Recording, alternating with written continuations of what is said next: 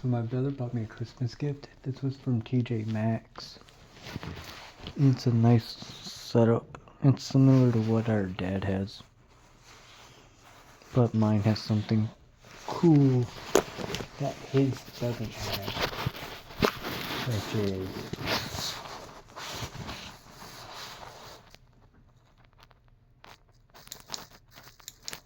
his flashlight and wave.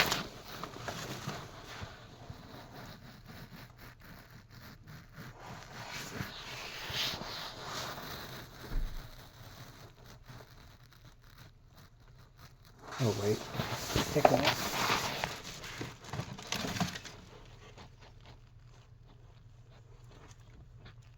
It has a case for it, but I'm not worried.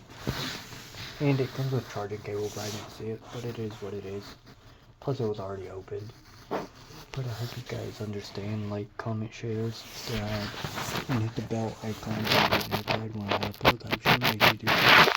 And keep an eye on the community tab because we're doing perfectly good work I want for the community tab. Bye guys, peace. I'm out.